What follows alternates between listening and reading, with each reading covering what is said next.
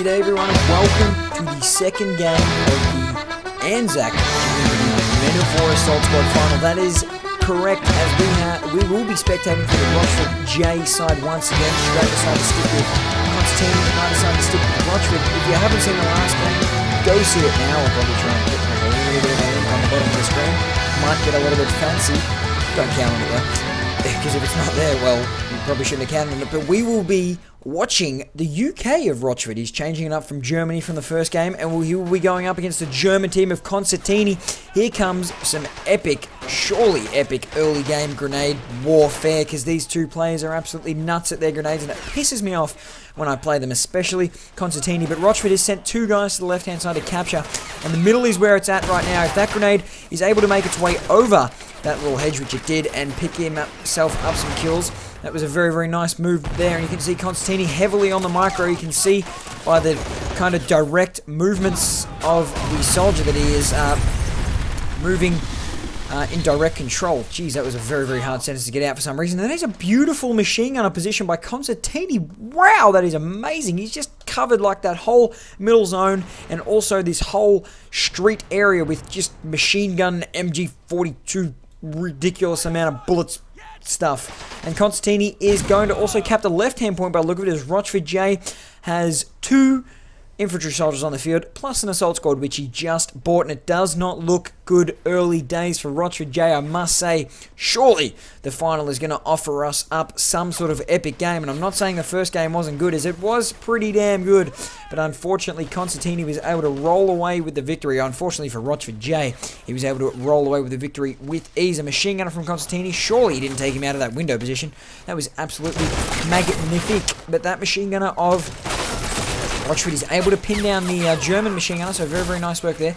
Then another regular squad may be bought by Consitini, and you can see he just surges infantry forward in a 1v1. It's so annoying, and then he has the micro skills to back it up. It's not like he surges infantry and then doesn't have anything to do, doesn't know how to use it. He surges infantry so beautifully, and you can see by the micro right now that Consitini is very, very heavily concentrating, and unfortunately that guy goes down. The second grenade there, rifle grenade.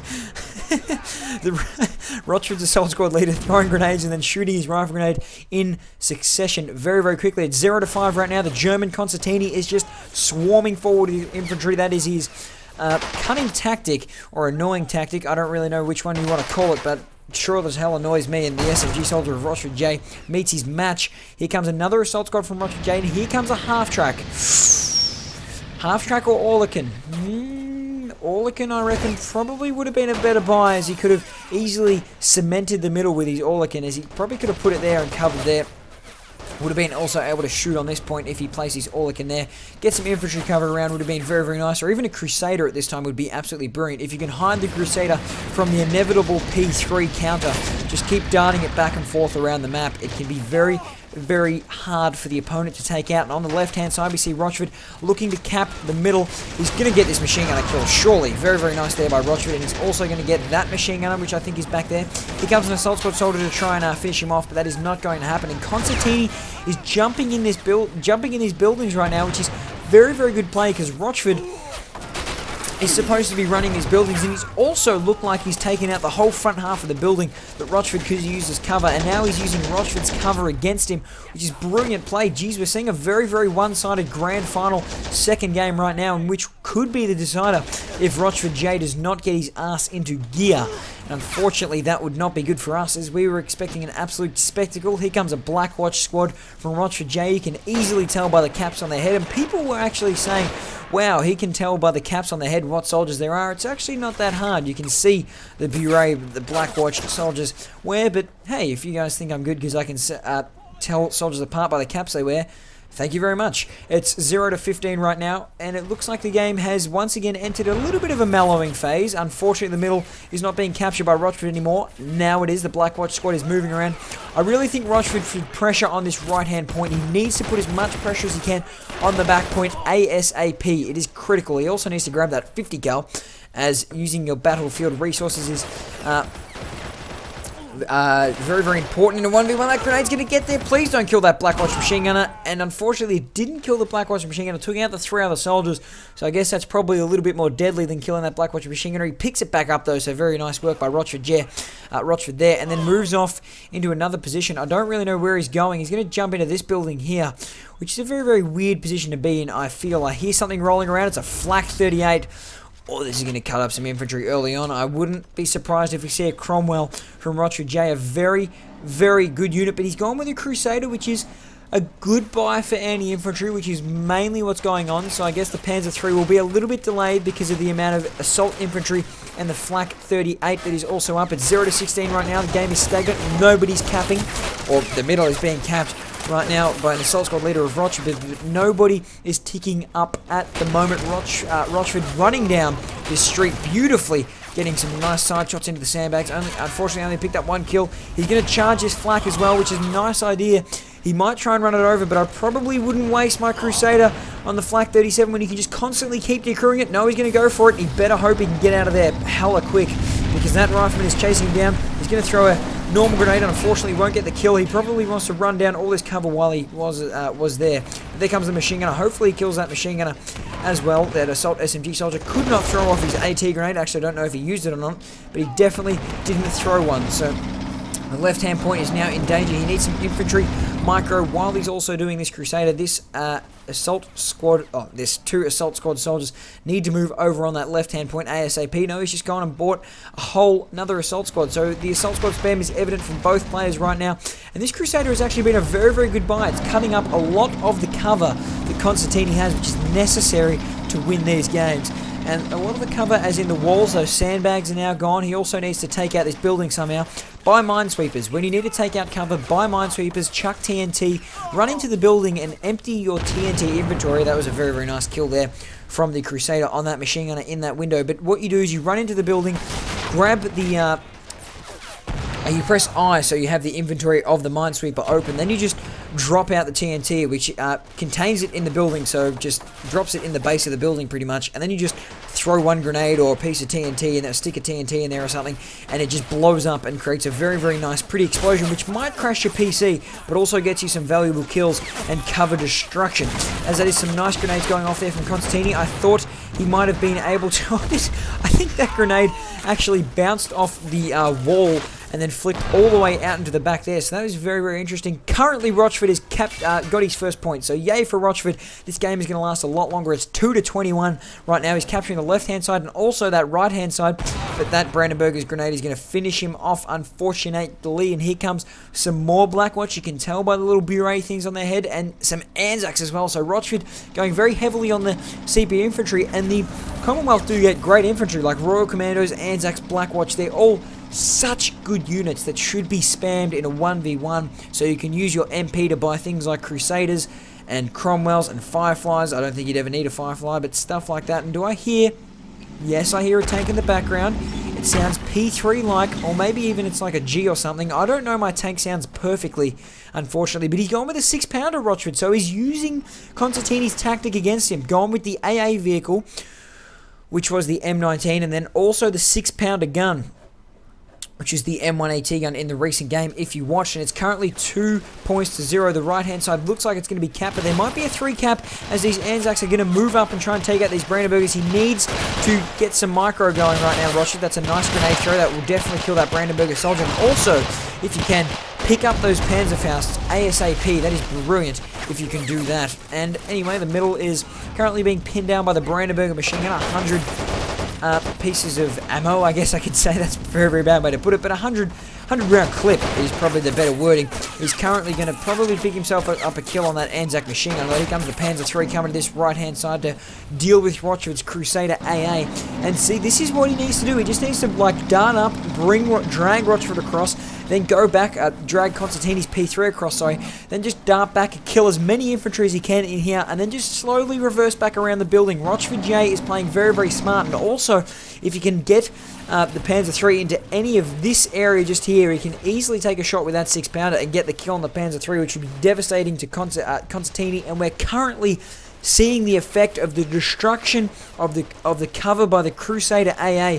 Like, he's been forced to push all the way back to here, which isn't really that much of a movement. It's probably like 10 meters or something, but the cover has been forced to right on the point to just at the back of the point. And in 1v1, as I said before, the advantage in cover is so handy. And see, the Crusader has just popped its nose out. It's going to take some shots at this machine gunner. Hopefully it gets some kills so it does well for him, but oh, the P3 could have taken a shot through there. Here's where the 6-pounder needs to be alert and start taking some shots. I don't think it's moving very much. No, it does take the shot. Gets a little bit of the side armor off the Panzer III. I don't think he's noticed yet. The second shot misses as well. I see that in the background. Surely he's going to hit it eventually. No, he does hit it again, so he's had 2 bounces and 1 miss. That's very unlucky. I think Consitini's going to try and count his lucky stars and take out this 6-pounder. If he was able to, that'd be very, very devastating for Rochford at the moment. But I don't think he's going to be able to. He takes another shot and he takes out 1 soldier on it. So Consitini might be actually going to pull this off as the 6-pounder for some reason keeps bouncing off this Panzer III. Doesn't get that hit, and then maybe it's crew injured. No, I think he's just going to sit there and take it. Yes, he is. He finally gets that 6-pounder. We need guys on that 6-pounder ASAP. He's going to keep trying to hit it. That main gun on the 6-pounder, or the barrel of the gun, is damaged, so it's going to take some time to repair. Panzer III knows it's absolutely safe. Here comes an M4A4, though, from Rochford. So very, very good buy to try and take out this Panzer III, but I wouldn't count out the Panzer III and taking out the M4A4, especially when the side armor is showing. Rochford, please turn your tank, man. Please. Oh, Jesus. That M4A4 should be dead. And the second shot bounces. And the Crusaders also going to try and do some damage to Consitini's Panzer III. Surely. Kill it. Thank you. Track damage, crew injure. Come on, Rochford. Please kill this tank. I actually want him to win a game because I've decided to stick with him. There we go. Hull destroyed.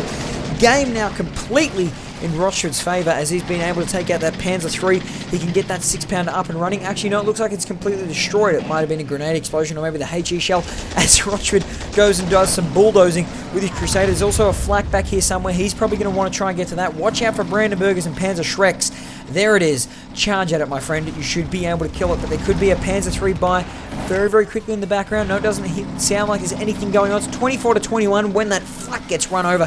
Second flak run over, and here comes some paratroopers. Get some kills, but unfortunately got hull destroyed. Wow, if that Crusader was able to shoot quickly enough and get the kills on the paratroopers, that would have been absolutely mesmerizing. But right now, I reckon an Orlecan for the middle, situated around here, would have been flipping beautiful. If he could just buy that Orlecan and sit it around here somewhere, those militiamen become 10 times stronger as their infantry for the paratroopers to shoot at, but then the Orlecan just trade fire. And hey, what's going on in the bottom right-hand corner? Ooh, sneaky, sneaky. Here comes some Crusader and SMG soldiers, but I think that might have been a full Brandenburger squad. Yes, it is. No, it's just some riflemen. It's not a full Brandenburger squad at all, but hey, he's hopefully going to cut all that up, and hopefully, for Rochford's sake, Consitini did not get any guys into behind his lines. Here comes a Panzerfaust, maybe? Yes, it is a Panzerfaust, but AT infantry. He's gone with the Panzerfaust squad by the look of it. Consitini to try and take out the number of vehicles that Rochford currently has on the field. Here comes some riflemen, maybe. Are they riflemen? No, they're paratroopers from Consitini moving on that left-hand point. Very nice work to change up the angle. Probably needs to take out this wall with the TNT that the paratroopers have to really even up the cover advantage. For some reason, I just pointed at something on my screen, even though you guys can't see that. So that was a little bit of a derp moment there from me. 31-21, 10 points of difference. All it can buy is needed, but I suppose he's got the Crusader, so he should be doing alright himself. And he's actually positioned the SMG soldier pretty much on the front bar of the Crusader to make sure it can't be taken out. He's probably just going to situate it there so he makes sure he can't get flanked. It's 32-21. He needs to push somewhere, though. He cannot hold on to this advantage for long, as that is a very nice machine gunner placement there from Consitini, and also some paratroopers blitzkrieging forward. Oh, please. Oh, he's going to turn the corner and pick himself up some paratrooper kill heaven. 3 soldiers down right now. Wait for the reload and then wait for the rest of... There it is. All 6 paratroopers that run around that corner are completely obliterated off the face of the earth and will be taking no longer part in this game. The Crusader needs to find that machine gunner. Also needs to be safe. Hull damaged from a Panzerfaust. That was expected, and there you go. There, see? He was able to get soldiers behind him, and that has cost him in the long run. That is why an Orlecan probably would have been a little bit safer. I suppose it could have been taken out by the sneaky infantry. But if he placed it well, like if he placed it around here or something, he probably would have been safe if he got a few soldiers around it just to make sure it was safe. But Consitini's Brandenburger machine gunner is cutting up anyone who charges it. His left-hand point. Here comes the M4A4 to do some damage. Can't hear tank in the background. I thought I might have been able to hear a H or a Panzer III or some sort of big German vehicle to take out this M4A4 right now. It's 30 to 21. It looks like at this stage we might be going to designer, but funnier things have happened in Men of War, I tell you right now, as I keep calling that Tenchi game.